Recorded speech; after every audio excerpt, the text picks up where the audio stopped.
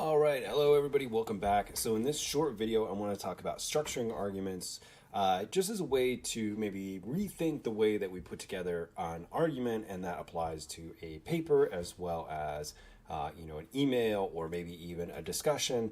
And so it's all about how we organize our thoughts and ideas. And again, the more intentional and conscious we are of those strategies and the structures, the better off we are. So we're just going to look at two models. There are a couple other models, but I think that for the sake of what we're covering in English 102, I think just looking at these two is plenty sufficient. So one thing that you might think about is kind of the traditional, or what we call the Aristotelian model of argument. And this is kind of your 5-paragraph essay. It's nothing really fancy, and it's something that we're very familiar with, even if we wouldn't know it as the Aristotelian model. So if we kind of think about this for a second, Aristotle was a Greek philosopher. He studied with Plato, and his focus was on rhetoric, which is the process of persuasion. So he had this very prescriptive format, and he said, right, rhetoric is the power to see, in each case, the possible ways to persuade. So different contexts, or what we sometimes call rhetorical situations, require different techniques.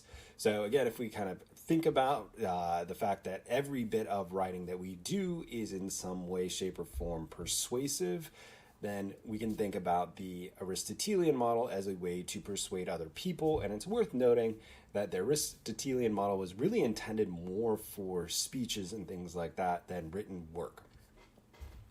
So the traditional model, again, is basically that 5-paragraph model. It's been around for a very long time. It's a very tried and true way to formulate an argument. And the classical version is slightly different from the 5-paragraph model, but you'll see kind of the similarities here in a second.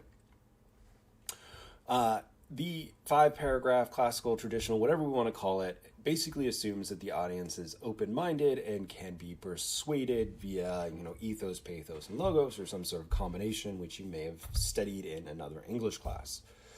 So when we look at the traditional model format, right, we have the introduction, a thesis, background, reasons and evidence, a rebuttal, and a conclusion. Now, of course, in the 5-paragraph model, the thesis is actually part of the introduction. It is the last sentence of the introduction in MLA 8-9 format. And then background, reasons, rebuttal. And again, I will say there is nothing that says you absolutely need to use a rebuttal in a research paper as far as I'm concerned.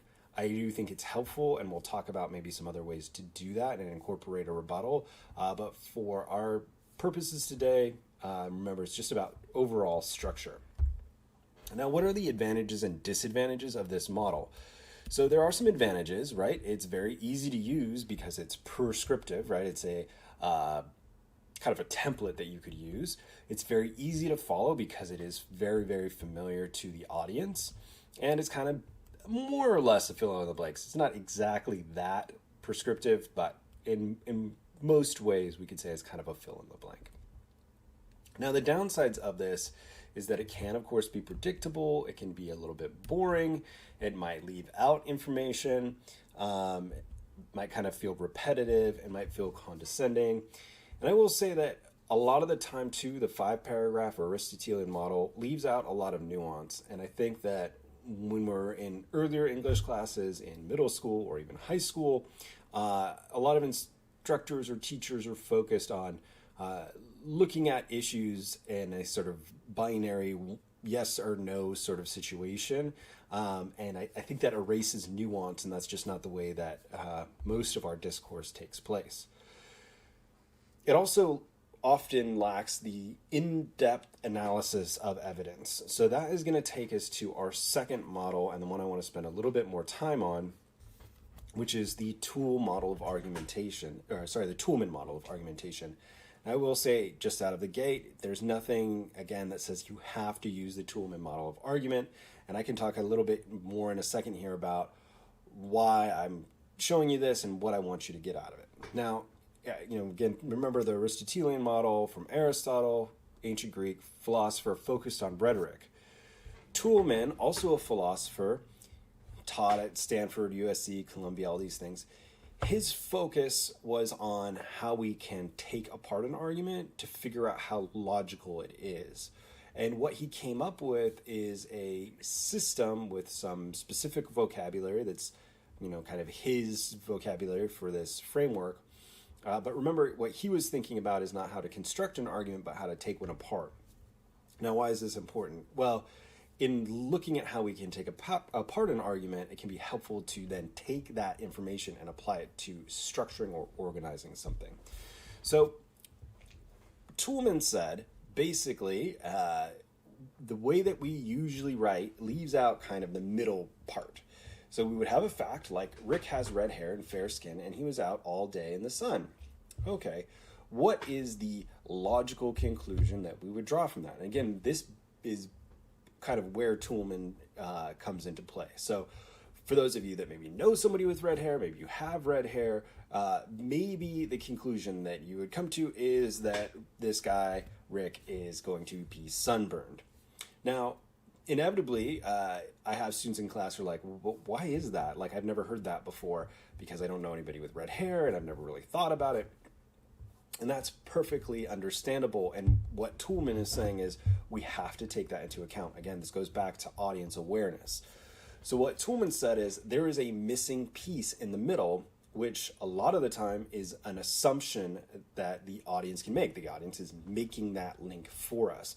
But we can't always be sure that they will make that link or they'll make the correct link. So, same fact, Rick has red hair, fair skin, he was out all day in the sun, and the conclusion, he's going to be sunburned.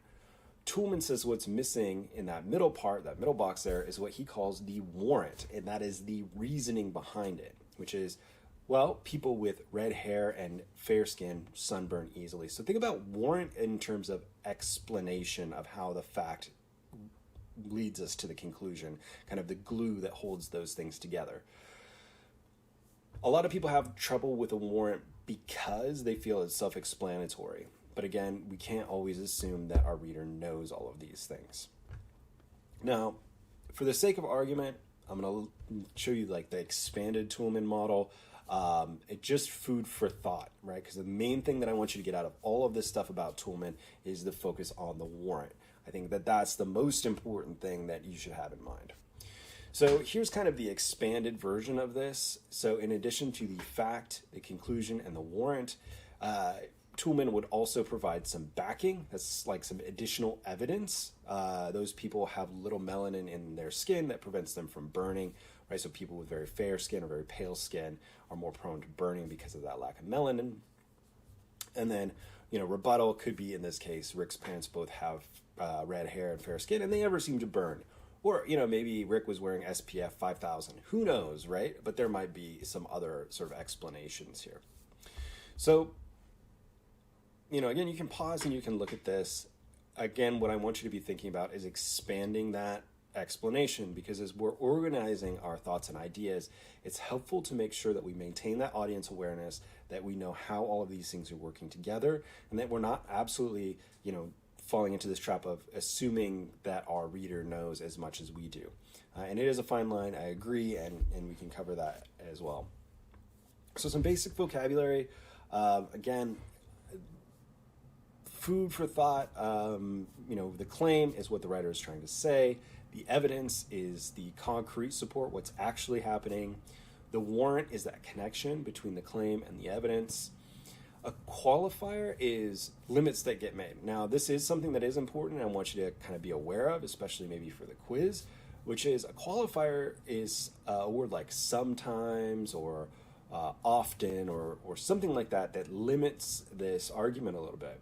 A lot of people think that a qualifier actually weakens an argument, and the contrary is actually true. And if you think about it, I think it does make sense, but if you have questions, just email me and let me know. If I say most of the time it is raining in Seattle, that is, fair and true because it is not always raining. But people will leap to it is always raining in Seattle. Well, one can poke holes in that very easily because there are days where it's very sunny. The rebuttal is exceptions and things like that. Again, a nuanced thing when we're addressing a rebuttal, which is Here is why a counter argument to my argument is probably untrue. And then the backer is the justification, which is kind of additional support. Again, the main thing I want you to focus on is claim, warrant, and evidence. So qualifiers, again, I already kind of covered this. They limit the scope of your claim, but in a positive way by making it clear that you've done your research, you know what you're talking about, and you're not making a big blanket claim that is potentially false. The rebuttal, again, is a way of examining counter-arguments, looking at possible limitations, kind of looking at big picture, and allows us to show our mastery. Not all essays do have a rebuttal, and again, I'm not going to require that you include a rebuttal. In fact, I can do a whole separate video lecture if I haven't already about the ways in which you could include a rebuttal. Suggested, not required, okay? So let's put this into practice, because I feel like a lot of the time these things are kind of big and broad and theoretical, and until we sort of sit down and look at an example, it's hard to see how this works. So let's look at something that's probably familiar to us, or many of us, which is this gentleman here is the Monopoly guy, or the Monopoly man, for those of you that have played the game before. Now, it's not essential that you're familiar with this image. And what I want you to do is actually just take a step back and say, or ask yourself, what assumptions can we make or are we making about this person? Yes, he's the Monopoly man. Okay, that aside, a lot of people will say, hey, he's rich, he's happy, he's old, something like that. Okay, Toulmin would say, he is rich. What makes you think he is rich? Okay, he's wearing a top hat. Now, this is where the warrant comes in. How does a top hat relate to rich? Well, people who are rich often wear top hats or suits or bow ties. Well, he's old. Well, what is it that is making us say that he's old? Well, he's got a white mustache and he's carrying a cane, and people who have white hair and have canes are often older, right? What makes us think that he's happy? Well, he's leaping into the air, and he appears to be smiling, although it's hidden by the mustache, and he's kind of throwing his hands up in the air. So we could say people who are leaping and throwing their hands up the air and smiling are probably happy. So when we think about this, it's what assumptions are we making? Why are we making those assumptions? And what is the connection, right? Again, we assume he's rich. Why are we assuming that? Tuxedo and top hat. Well, what is the connection between rich and tuxedo and top hat? Wealthy people tend to wear them. Now, again, there could be other explanations. Now, in terms of pros and cons, right? Because I don't want to say that this is the best model and not the model that you have to use. In fact, a lot of the time it's easier to sort of combine elements of maybe the Aristotelian model with the Toulmin model. And that's kind of what I'm advocating here, with making sure that we're focused on the warrant, making sure that we're making that clear connection, as well as things like qualifiers. I do really think that they're important. So what are the advantages? So number one, they're connecting the evidence and claims through the warrant. They're allowing the reader to better expand the argument or understand the expanded argument. It creates an argument that can be adjusted and takes into account those nuances that may not be present in the Aristotelian model. And it really presents arguments literally. So again, a lot of people think, well, the warrant is, very obvious here, so I don't need to explain it. Yes, in some of those that we've looked at, it is very clear, but that is not always the case. And we'll look at one more example before I finish this video.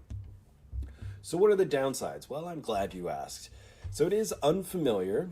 It may seem obvious to some readers, but I would argue that the little bits that seem familiar are going to be familiar to some readers, but not all of them. Again, think of this idea of Rick with his red hair and fair skin getting sunburned. Not everybody's going to make that connection. Qualifiers may seem to weaken an argument. However, I think it's important to note that they actually do strengthen an argument by, again, taking into account nuance. Toulmin doesn't always allow for absolutes because of the qualifier, but again, we could discuss how very few absolutes there are in the world, if there are any, and how everything's simply based on thus far, right? Okay, So, couple things real quick. Traditional model, goal is to win an argument, generally speaking, persuade somebody. The Toulmin model that kind of assumes that we can convince an audience through logical reasoning. So it's very much more in the logos sort of realm of things than it is pathos or ethos. And I would say that for a research paper, we should probably be avoiding pathos a little bit more. And pathos, again, is that passion or that emotional appeal. And if you want to review those things, let me know. Okay, so a couple last things, and I'm going to try and wrap this up more quickly. So again, Toulmin model is probably best suited for a research paper. There are other models, but I think really at least embracing the idea of a warrant is going to be helpful. So let's look at one last visual exercise here, which is this cartoon. And usually when I teach this in person, I have some other cartoons that I have students look at. Now what we've got here is on the left, the 1960s, these grades are terrible and the parents are yelling at the poor kid here. And in 2010, these grades are terrible and the parents and the kid are all yelling at the teacher. So we have to think, well, what argument is being made here? And I'd say, well, maybe at some level, either it's unfair to place the sole responsibility for grades on teachers, or maybe it's, simply that culture has changed and now we put all of the blame on teachers, right? The responsibility for bad grades is solely on the teachers. So again, the warrant would be placing the sole responsibility for grades on the teacher is unfair because it implies that students are not responsible for the grades or something like that. Now again, with the Toulmin model, there are various ways that we could approach this depending on the evidence and how we interpret that evidence. Okay, so in the interest of time, I'm going to go ahead and stop this video here. If you do have any questions, comments, concerns, jokes, memes, or recipes, let me know. I know the Toulmin model is not easy. Again, focus on the three parts, which are the claim, the evidence, and the warrant, and that will be the main thing. Again, you should know how a qualifier influences or affects an argument. All right, have a good one. Take care. I'll talk to you later.